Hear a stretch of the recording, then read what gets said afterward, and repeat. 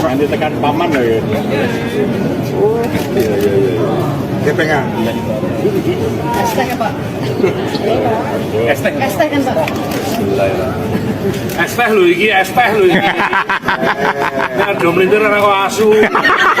Oh, tulisannya es teh. Menjadi masalah saat menyebut capres yang diusung partai lain dengan sebutan pandir dan nyolong. Jelas ditujukan kepada Anies Baswedan. Itu tidak sekedar nyinyir, tapi jahat dan fitnah. Karenanya, Butet bisa diibaratkan ada dalam keranjang sampah. Tentu, bersama mereka yang memilih buzzer jadi jalan hidup. Hasil kerja. Iya, dia bilang itu pidato. Nah, hasil kerjanya Anies apa? Itu kan masalahnya. Saya tidak akan memilih siapa dia ya, tapi memilih calon nanti. Calonnya entah siapa. Iya. Anies kan baru diinginkan Baru oleh balon ya.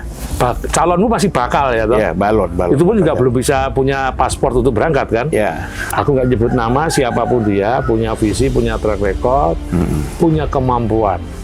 Kita tinggal dan dia punya program. Iya. Lu mau ngapain? Dari situ kita bisa menilai. Saya tidak akan melihat dia agamanya apa. Saya tidak melihat dia warna kulitnya, bentuk matanya, track semuanya itu, udah ada urusannya. Iya. Tapi aku lihat pertama track recordnya apa nih? Kalau cuma modal cocot doang belgedes. Iya. Tapi kalau dia ada rekam jejaknya, oh bener ini bisa. Bisa. Personalitinya, oh ini serius ini genah ini. Semua terbaca. Akal sehat kita itu akan membimbing. Lihat, semua akan terlihat. Kalau kita memilihnya dengan akal sehat. Tapi kalau memilihnya dengan akal yang tidak sehat itu hak orang per orang juga. Saya juga nggak bisa ngelarang-larang. Sebodoh lu. Tapi saya kan percaya. Mayoritas rakyat Indonesia kan sehat jiwanya. Butet tidak lagi bisa dilihat sebagai seniman yang kritis pada rezim yang tengah berkuasa. Seperti beda era, beda Butet juga. Di era Orde Baru lewat Teater Gandrik Yogyakarta, teater tradisional tapi disajikan secara modern, yang kritis pada persoalan ketimpangan sosial. Terutama, pada nasib wong cilik, tidak ada lagi muncul kritikan tajam yang diselingi humor cerdas menghibur. Di era represif, Teater Gandrik tampil di banyak tempat dan mendapat sambutan cukup meriah. Memang belum bisa mengungguli jumlah penonton teater koma yang bisa tampil berhari-hari dengan tiket tidak murah dan selalu sold out. Di Teater Gandrik, Butet memang berperan lebih menonjol dibandingkan kawan seniman lainnya. Butet biasanya juga monolog tampil seorang diri memainkan peran beberapa orang sekaligus. Kemampuan menirukan beberapa suara dan gaya petinggi negeri menjadikan Butet menjadi langganan untuk tampil monolog, dan itu tanpa menyertakan teater gandrik. Setidaknya, suara ikonik Presiden Soeharto paling kerap dibawakannya. Itu mengatakan karakter pemimpin itu memang bisa dilihat dari cara ngomongnya. Gaya bicara seorang pemimpin seringkali melihatkan karakternya. Jadi misalnya Bung Karno itu juga ada stylenya. Contohnya gimana kalau Bung Karno itu mengatakan itu kalau pidato semangatnya bergelora, selalu berapi-api. Saking berapi-apinya rokok mati menyala sendiri. Pak Komar orang melu-melu capres. Jadi Bung Karno itu stylenya itu khas. Saudara-saudara, sebagai bangsa yang besar, kita terus bangkit melawan penjajah. Bukan hanya penjajah oleh bangsa asing, tapi juga penjajahan bangsa kita sendiri. Harus selalu kita kobarkan rawe-rawe rantas, malang-malang, Kulon Agung, Kulon Agung.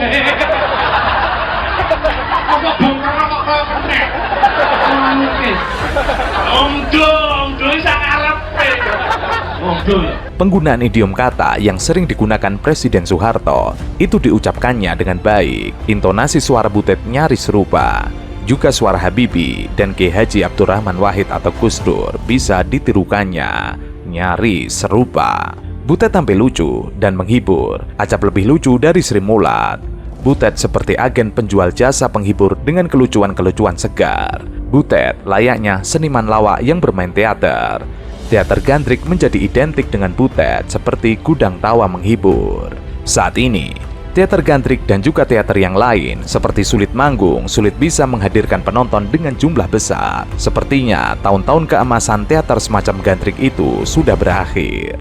Di era kritik sudah terasa agak longgar, di mana politisi dan penguasa sudah mampu buat kelucuannya sendiri yang tidak malu-malu dipertontonkan di ruang publik, memunculkan manusia semacam Butet kehilangan periuk melucunya. Konsekuensi era keterbukaan, kritik yang diseling humor pun tidak dilirik sebagai sesuatu yang bisa menghibur, apalagi menghangatkan jiwa yang terkungkung. Karenanya, jika Butet lalu bermetamorfosa menjadi atau serasa buzzer, itu lazim bagi mereka yang putus asa tanpa bisa beradaptasi memilih arah jalan, memilih arah positif di jalan yang telah berubah. Bisa dimengerti, pilihan menjadi buzzer jadi pilihan pragmatisme, agar dompet tidak mengempis dan dapur pun tetap mengebul.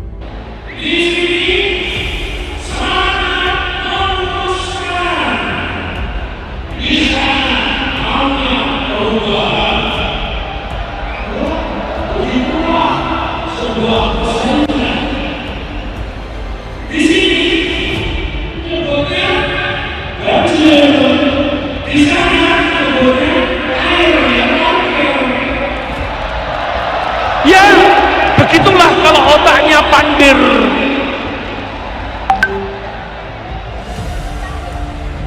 Pepes ikan dengan sambal terong semakin nikmat, tambah daging empal.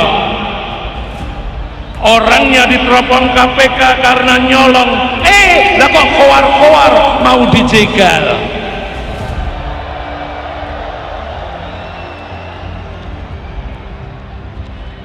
Jagoan Pak Jokowi rambutnya putih, gigih bekerja sampai jungkir balik. Hati seluruh rakyat Indonesia pasti akan sedih jika kelak ada presiden hobinya kok menculik.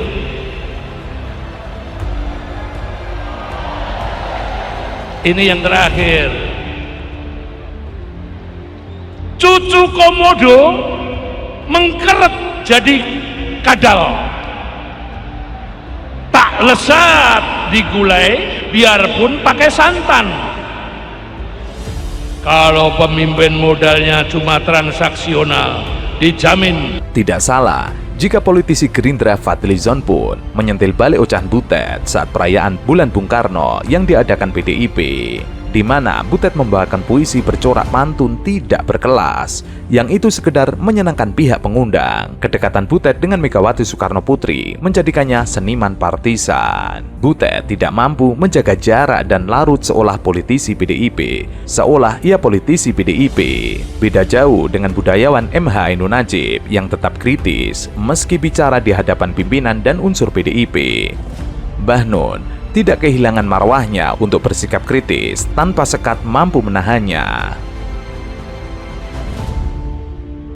Saling menjaga NKRI itu yang paling penting. Yang jelas kami terus sama-sama dan Pak Prabowo juga mendoakan agar Mas Butet selalu sehat. Pantun yang dilontarkan budayawan Butet Kertarjasa ditanggapi juru bicara Menteri Pertahanan Prabowo Subianto, Dhanil Azhar Simanjuntak. Butet menjadi buah bibir lantaran menyebut ada calon presiden hobi menculik. Kendati Butet tidak mengungkapkan secara gamblang sosok yang dimaksud, sindiran tersebut seolah mengarah ke Prabowo Subianto yang saat ini sedang menjabat ketua umum Partai Gerindra itu.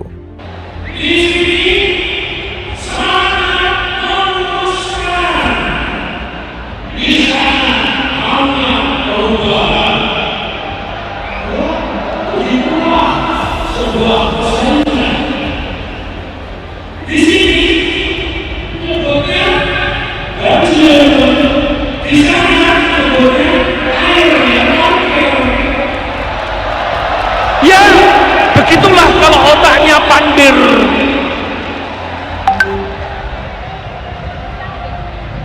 Pepes ikan dengan sambal terong semakin nikmat, tambah daging empal. Orangnya diteropong KPK karena nyolong. Lah kok kowar-kowar mau dijegal.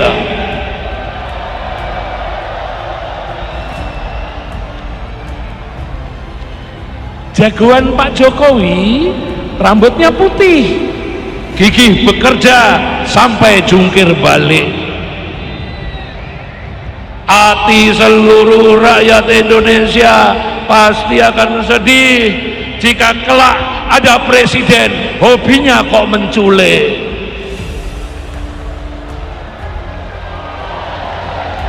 Ini yang terakhir, cucu komodo mengkeret jadi kadal, tak lesat digulai biarpun pakai santan. Kalau pemimpin modalnya cuma transaksional, dijamin bukan tauladan kelas negarawan. Dalam akun Twitternya, Daniel mencuit, "Mas Butet ngomong ngopo, sudahlah, tidak ada waktu kami baper dan marah-marah sama tudingan dan kebencian. Lupakan, yuk kita bersatu untuk Indonesia maju dan berkompetisi dengan sehat tanpa mengorbankan persatuan." Kami tidak baper, tidak perlu menanggapi terlalu banyak. Yang jelas komitmen Pak Prabowo dan pesan Pak Prabowo kepada seluruh kader Gerindra itu agar tetap menghormati, saling menjaga persatuan, kemudian tidak mengejek dan tidak baperan. Yang jelas kami tetap doakan Mas Butet selalu sehat, kemudian bisa bareng-bareng menjaga persatuan. Kita bisa berkompetisi, tapi kompetisinya sehat, saling menjaga NKRI, itu yang paling penting. Yang jelas kami terus sama-sama dan Pak Prabowo juga mendoakan agar Mas Butet selalu sehat. Butet menyampaikan pantun kontroversi ini dalam acara peringatan Bulan Bung Karno yang digelar Partai Demokrasi Indonesia Perjuangan. Selain Daniel, Wakil Ketua Dewan Pembina Partai Gerindra Fadlizon juga ikut mengomentari pantun Butet Kertarejasa tersebut. Fadlizon menyindir, Butet lagi kepepet, biarlah dia sedikit cerewet untuk mengisi dompet. Sementara itu, Ketua DPP Partai Gerindra Ahmad Riza Patria tidak mempermasalahkan sindiran tersebut, sebab Ketua Umum Partai Gerindra Prabowo Subianto mengajarkan supaya segala sindiran dan fitnah untuk dibalas dengan kebaikan. Ia mengatakan, seperti yang disampaikan oleh Bapak Prabowo, siapapun yang menyindir, termasuk yang membuli, menjelekkan, memfitnah Pak Prabowo, mengajak kami semua kader untuk membalas dengan kebaikan. Maka dari itu, Riza tidak masalah mendengar segala sindiran yang ditujukan kepada Partai Gerindra maupun Prabowo. Sementara itu, Partai Demokrat menilai bahasa yang digunakan Butet tidak lugas menyindir sosok capres tersebut. Bahasanya tidak terang. Andi Arief lalu menyinggung soal budayawan tukang terkait sindiran Butet Kertarejasa tentang capres pandir, banjir, hingga perubahan. Zaman akhir Orde Baru, banyak intelektual dan budayawan yang menjilat kekuasaan. Itu sering terjadi di setiap rezim.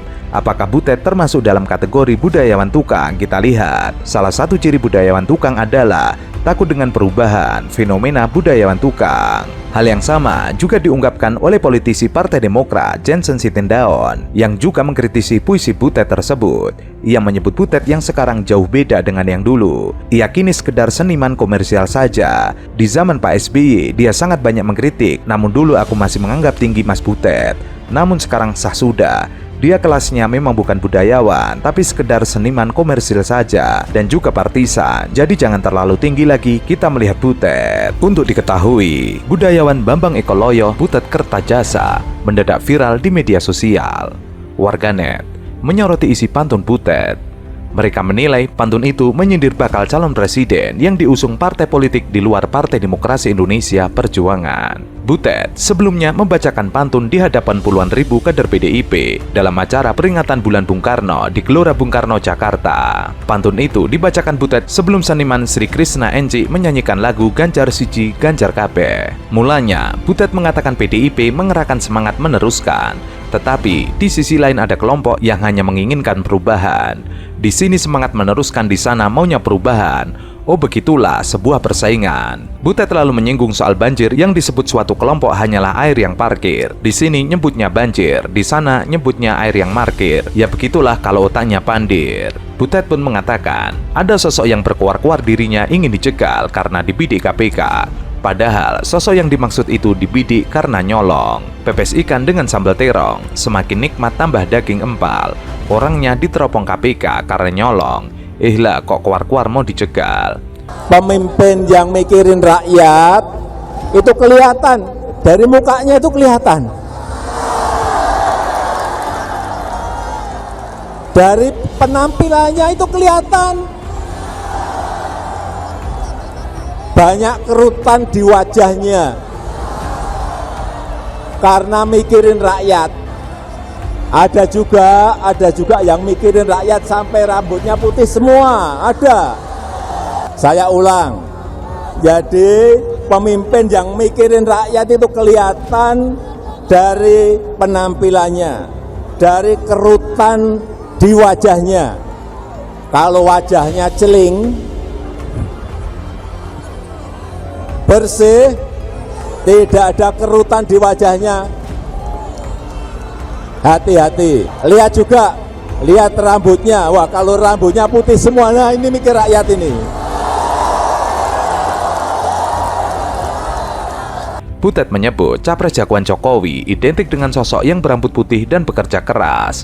Butet lalu menyindir sosok capres yang hobinya mencuri. Jagoan Pak Jokowi, rambutnya putih, gigi bekerja, sampai jungkir balik. Hati seluruh rakyat Indonesia pasti akan sedih jika kelak ada presiden hobinya kok mencuri. Sebelum mengakhiri puisinya, Butet menyindir soal pemimpin yang bermodal transaksi semata. Sosok itu dijamin bukan toladan kelas negara.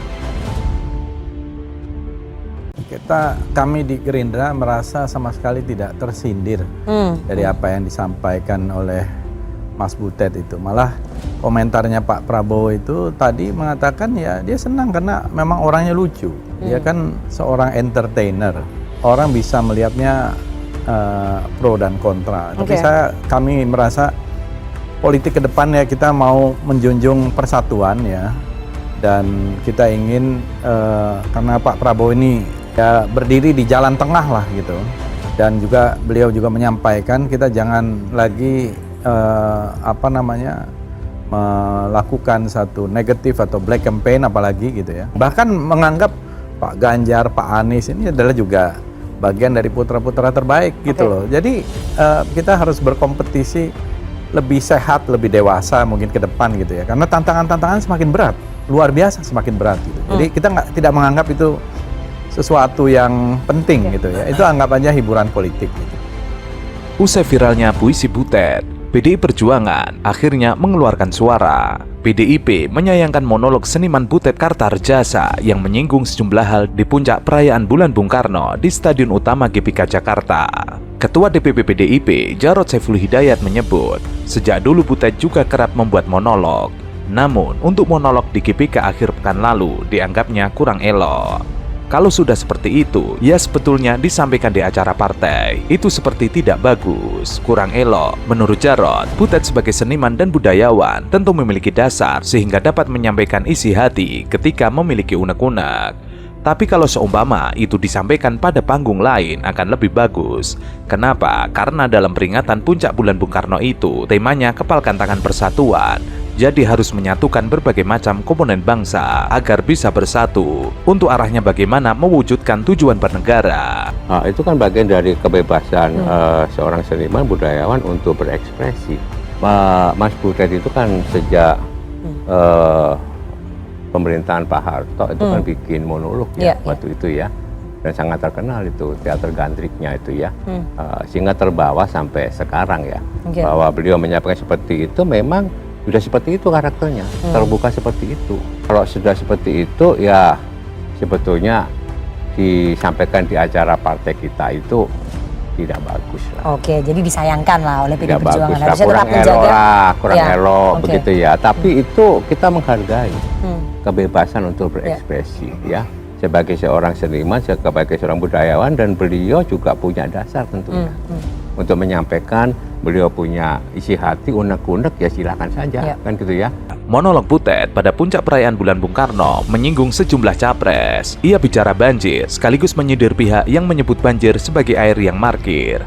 Butet lantas menyebut tokoh yang menyatakan demikian sebagai orang yang pandir. Kemudian, Butet menyampaikan pantun dan menyinggung perihal sosok yang sedang dipantau oleh KPK, tapi mengaku tengah dijegal. Saya kira semua orang harus bisa menahan diri supaya tidak terlampau agresif menyerang pihak-pihak yang lain. Apalagi yang diserang oleh Butet itu hanya Prabowo Subianto dan Anies Baswedan, dan misalnya tidak mengkritik Ganjar Pranowo. Saya kira dalam konteks inilah kemudian harus diletakkan betapa puisi-puisi dan abstrak yang disampaikan oleh Butet itu alih-alih untuk mewujudkan pemilu yang damai, tapi justru ini akan memancing kegaduhan-kegaduhan yang saya kira akan memantik keriuhan. Bahkan sangat potensial ini akan menjadi bara dalam percikan api yang akan memanaskan situasi politik ke depan. Sementara itu, mantan komisaris PT Pembangunan Jaya Ancol, Gis Khalifa, membalas sindiran budayawan senior Butet Kertarajasa. Loyalis baca pres Koalisi Perubahan Anies Baswedan ini mengungkit-ungkit kasus korupsi Bansos Wakil Bendahara Umum PDIP Juliari Batubara saat menjabat sebagai Mensos. Kemudian, kasus mantan politisi PDIP Harun Masiku yang hingga saat ini masih menjadi buron. Butet yang nyolong dana Bansos itu bendahara partai yang kabur diumpetin setelah nyolong namanya Harun Masiku yang bikin mencret sekjen partai tempat lu pidato. Ia menyentil Butet yang mengaku-ngakukan PDIP lalu menjatuhkan lawan politiknya yang tukang nyolong kau puja yang tidak ada bukti kau fitnah, Butet kau tolol dan pandir.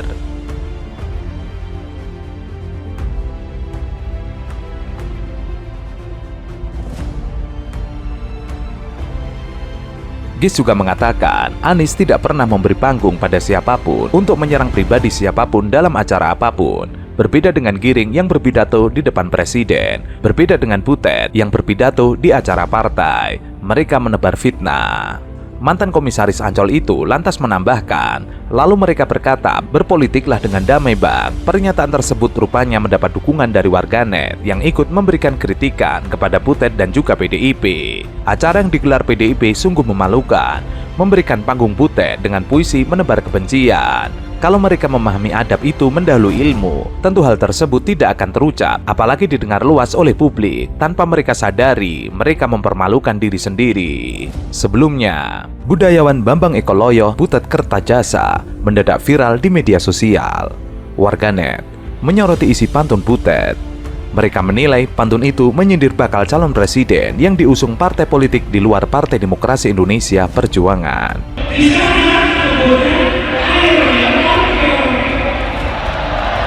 Ya, begitulah kalau otaknya pandir.